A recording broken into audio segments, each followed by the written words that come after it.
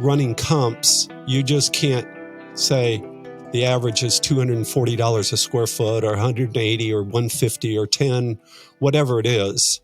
They are not the same. So sitting down with a seller to just give them a nice presentation with vertical graphs, horizontal graphs, and says, here's what your home's worth, we don't feel that's adequate. So the first step, which is, and we mentioned this as well, no offense to other realtors, is that there's a conflict of interest to get a listing versus what's in the client's best interest.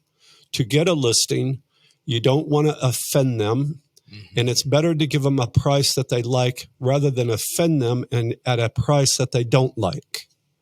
That's the conflict that you have when you meet with a seller.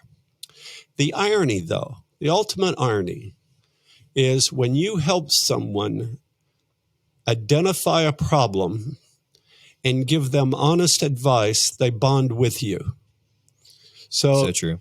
It's interesting that if you just tell them how nice their kids are and pet their dog and they like you and you agree with everything, it's different when someone tells you you have a bad dog and your daughter's ugly. Not really, but that's what came to mind. Right. Anyway, it overemphasizes the point. Yeah. That if you can educate, that's what we do. We educate clients. That's all it is. Mm-hmm. We know the market. We explain what the market is. We give them the options on what they can do based upon what they choose to do. We do all the work for them. We, as I mentioned, we identify what to do, which is a skill set. Then we get the estimates. Then we pick out granites, tiles, paint colors, everything else for them because it's too hard for most anybody to do. Yes, it is. We supervise the work and we charge them $0. Okay? Yeah. But we get referrals off of it. And I said, this works for us and it probably doesn't work for a lot. Then we have where you have your own equipment here and everything else because you all are state-of-the-art. You're doing things differently than others. Thank you. We have our own drones. We have our own Matterport. We do these fancy 14-page full-color magazine quality brochures because that, again, provides a different view of the house, something with quality. Kind of an off-tangent example. Put a for sale sign, tilt it, and make it dirty, and I'll let you know it affects the value of the house. Right. A for sale sign. Right. It looks old and dirty, and the house must be. Okay?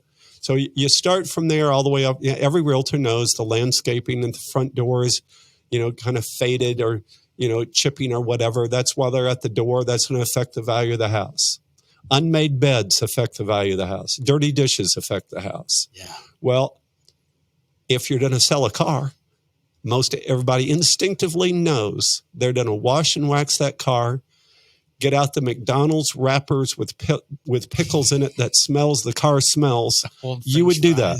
Right. Now sell an $800,000 house, and most sellers, by and large, most don't apply the same principle to a car. Yeah. They just needed to be guided and educated on why that's in their interest. They're selling for something for $600,000, and they're paying a realtor $36,000. Mm-hmm. So we look at it from that dynamic first. Okay, those two items, something that shows better, sells for more, and it sells quicker. So that's how we do it. So then what we do is we do a two-step process. We get the estimates and everything else. Then we invite the client to our office. We have a big screen. Doesn't matter. You can have a small little iPad. Then we show them every which way we can the visual comps to what they are going to compete against. So it's not square footage. It can be. I mean, they're guidelines. Mm-hmm. But they get to see actually either what the homes are in their neighborhood, but a buyer isn't but just buying in their neighborhood. If they're a $600,000 buyer, they're looking in more than one place. Right.